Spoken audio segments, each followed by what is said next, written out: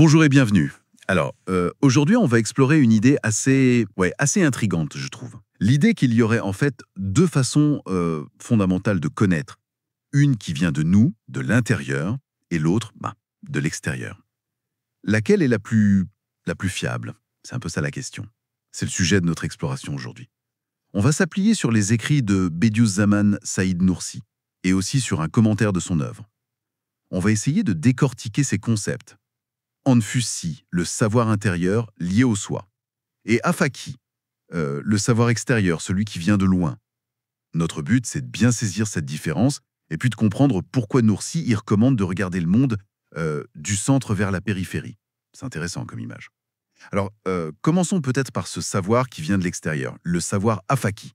Qu'est-ce que c'est exactement? Oui. Alors, AFAC, ça désigne bah, euh, l'information qu'on reçoit du monde extérieur, comme vous disiez, souvent de loin, hein. Ça concerne des choses dont on ne peut pas vraiment saisir toutes les qualités ou toutes les raisons d'être, si on veut. Par exemple, on regarde une étoile, très loin. On peut se demander, bon, pourquoi elle a été créée. Mais difficile d'avoir une réponse nette, hein. Du coup, cette connaissance-là, elle peut être mêlée d'impressions, d'illusions même, femme, et de doutes. D'accord. Donc une connaissance plus distante et par nature plus incertaine, quoi.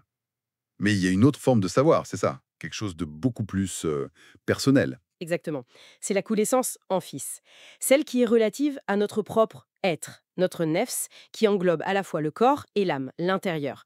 Et celle-là, elle est décrite comme exempte d'illusions et de probabilités. Pourquoi? Parce qu'elle est basée sur une conscience directe, intime. On sait sans nombre d'un doute que nos yeux servent à voir, que nos pieds servent à marcher.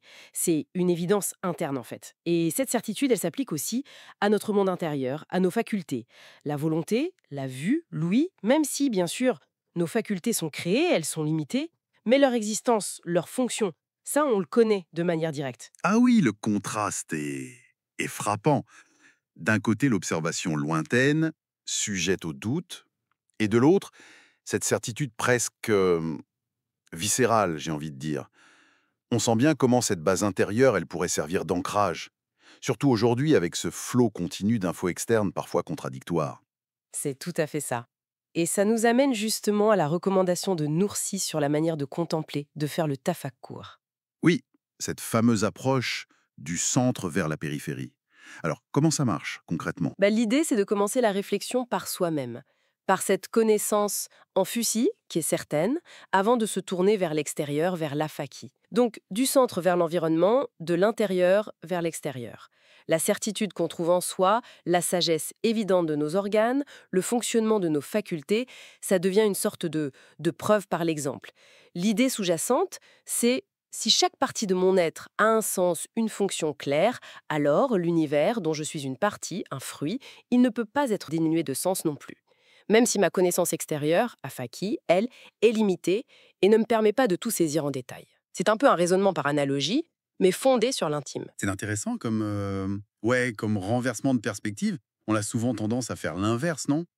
Partir de l'observation externe pour essayer de comprendre.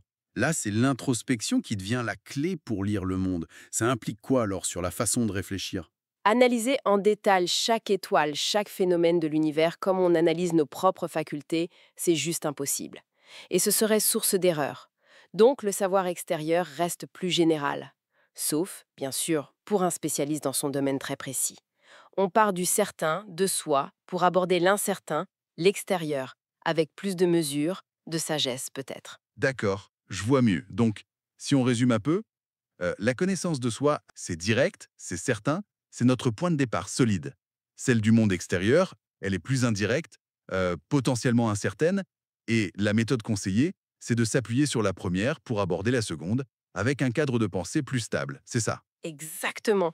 Et ce qui est fascinant, c'est la pertinence de cette approche aujourd'hui, je trouve.